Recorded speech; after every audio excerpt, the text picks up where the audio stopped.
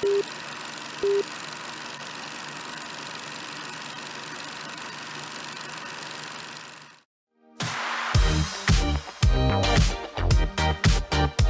Pulse of Spokane is a broad show that showcases many different things in our community, sponsored by Local 29 Firefighters Union, Well Dressed Walrus, and Homes for You.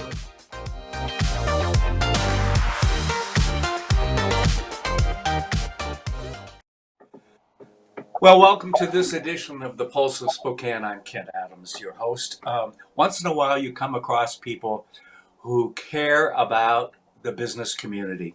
And one of those people is Megan Hulsey. How are you doing, Megan? I'm doing well. It's been an interesting few weeks, but doing well. How about yourself? You know, I've heard that from everybody. Yeah, I was just asking before we went on, you have a regular office, but like most of us, you're working from home a lot, right? Yeah. I happened to come into my office today, but I work from home every day. Yeah, I find we can access everything electronically from our station up in Northeast Spokane. But once in a while, about once a week, I have to go in and pick up a paper file, you know. But welcome to something sitting on the shelf. But that's the way it is. Hey, tell me what you're doing. What is it that you're doing right now? I'm working with Craft 3. Craft 3 is a community development financial institution. That means that we're not a bank, but we are a lender. So we have more flexibility in the types of loans, the terms of our loans, and the amount of risk that we can take on when we do a loan. And as an organization, we're really focused on directing capital to entrepreneurs who traditionally have a harder time accessing capital, which includes women, entrepreneurs of new businesses, minorities, refugees, immigrants, and all kinds of veterans, people who may struggle with credit history or other factors that may make it harder for them to get capital. Well, the pure fact is, as we both know this, is in order to be qualified to often borrow and so forth, you have to have enough money and enough success behind you to do that, which means you probably don't need to borrow, you know, to get businesses started and so forth. It is tough. We're seeing a lot of challenges going on, not only in the Spokane area community, but across the nation, obviously. And we've seen restaurants already talk about closing down and those kinds of things. Are you helping some of those businesses as well?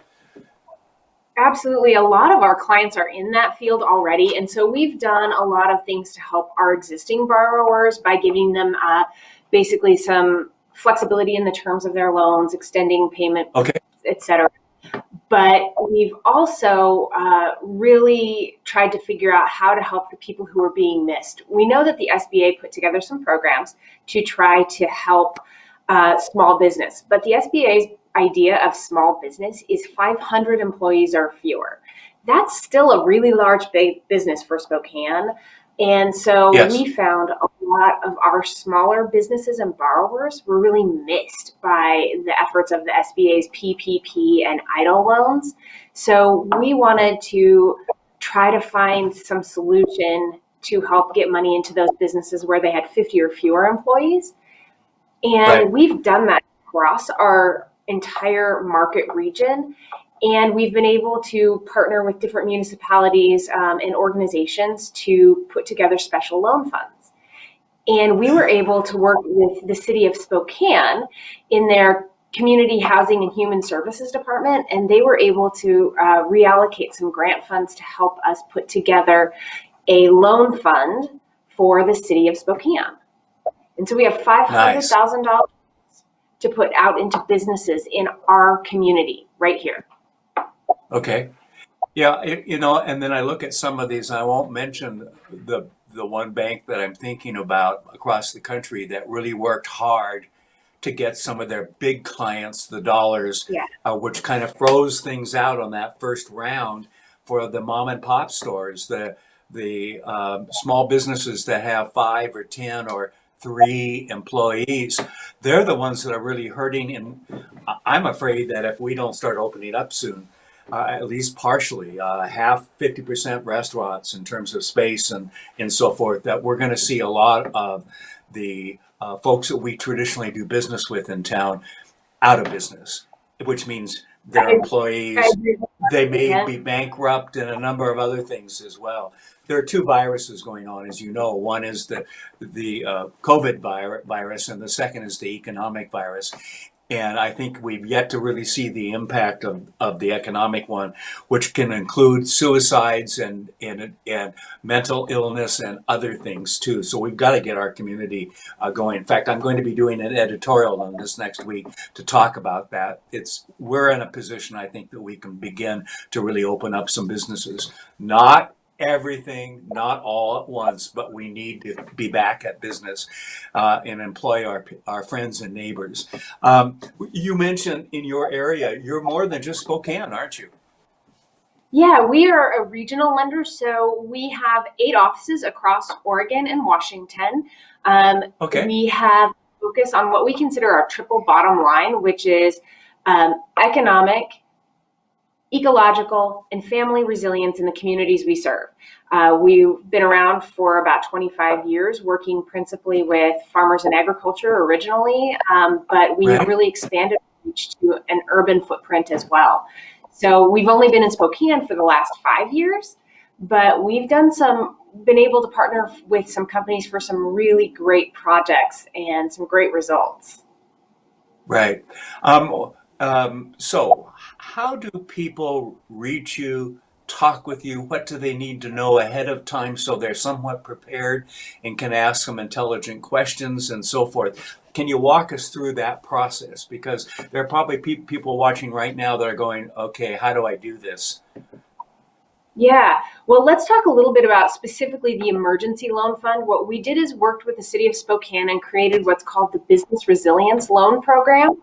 And the first step is to communicate with the city. The city has set up a financial hotline, and that's the first level of screening.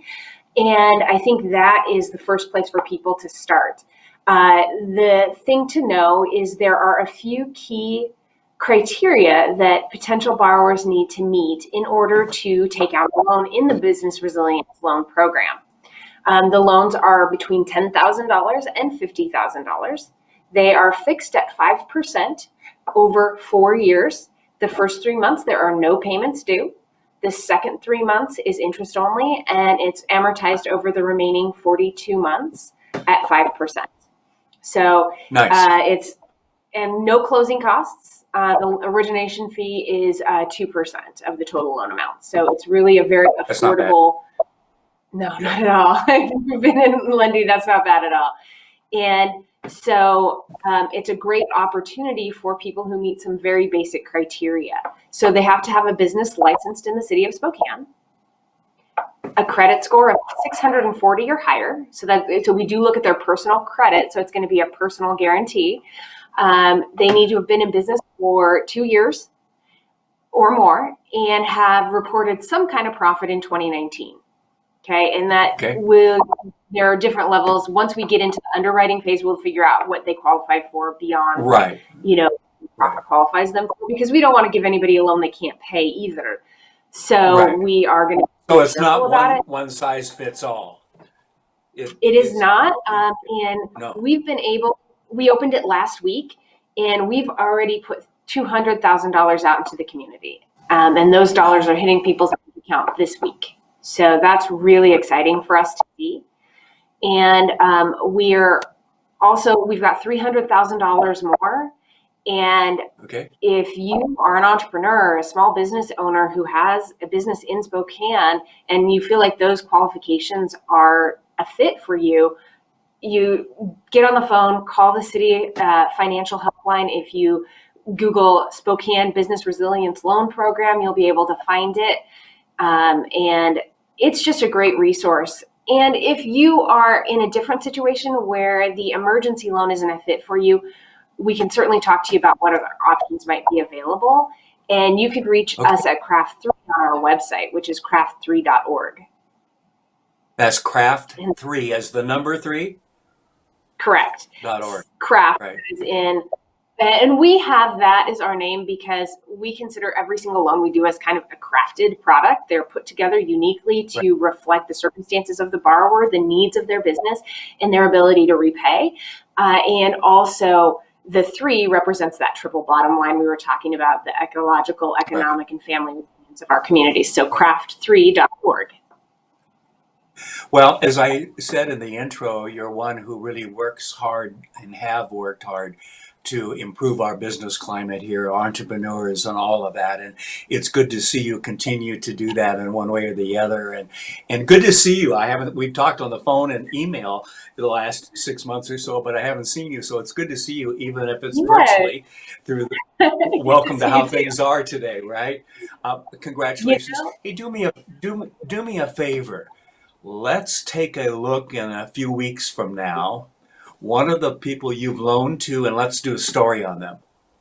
oh, we'd Would love to that do make sense? that. Yeah, I, great, I great borrowers in the community. So, yeah, yeah, yeah, and I think absolutely. it would be good to show to talk to them about what the dollars meant because they're not just dollars; they mean an improvement or survival in life is what they really mean. Hmm. So And sometimes it's let's you and I talk about yeah, that. yeah, Okay. that would be great. Let's do that. All right. One last time. How do people reach you? At craft3.org is our website. They can go on there if they're interested in learning more about loans in general. And there is a place where they can apply for the loan. And that is our traditional regular business loans. Those are Right. not the Right. emergency loans. For the people in Spokane, in the city of Spokane, who are looking for that emergency product, go to the city's website or call 509-625-6650. That's Five 509 zero. 256650. That's the City of Spokane's financial helpline. They'll help you Okay. figure out what your best resources are in the event of this emergency right now. But for those companies that are looking for starting up a business or just need an infusion of working capital outside of the COVID crisis, they're more than welcome to check out our website, and that will absolutely get back to me. And they can find my individual email on that website as well, and it's mhulsey Great. at craft3.org. All right. Well, good job. Keep up the hard work. I know there's probably a lot of hours to be doing this, but you're saving a lot of businesses, ultimately saving a lot of jobs, which is very important. And think about that when you take it one more step, families. We're going to help Yeah. families by doing this. That's important in Spokane. Megan Hulsey, thank you very much. Good to see you. And thanks for watching The Pulse of Spokane. See you next time. Thanks, Ted. Join us at Paint Night, where you release your inner artist, hosting events in Spokane and surrounding areas. We are the party on wheels and can come to your choice of locations. We specialize in private events, corporate team building, and fundraisers. We are the original Paint Night and want you to join in the fun. Check us out at www.paintnight.com, and we always offer $10 off with the code SPOKANE10.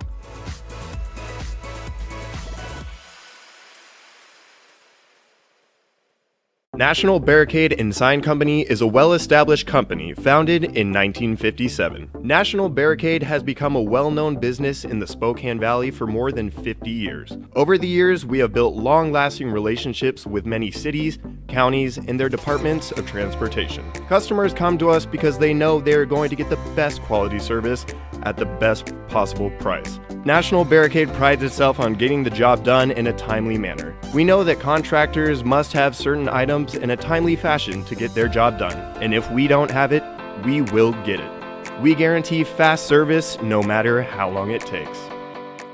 Hi, this is Tim Lane with State Farm with your quick winter tip. One of the most common questions I get is about trees and who's responsible for a fallen tree or branches. The answer comes down to negligence. If your neighbor's tree falls and damages your home, vehicle, or personal property due to a weather-related incident, then your insurance company would cover that as a non-fault loss. If you can prove negligence against your neighbor, city, or county, then they are legally responsible for your damages. If you have any coverage questions or would like a second opinion on your insurance, call my team and I at Tim Lane State Farm at 509-926-5135. Imagine being ordered to stay home when you have no home to go to. Because of generosity from people like you, Union Gospel Mission is able to provide a place of safety and refuge for men, women, and children who have nowhere else to go. Today, more than ever, the vulnerable in our community need your help. Thank you for your generous tax-deductible gift in their time of need.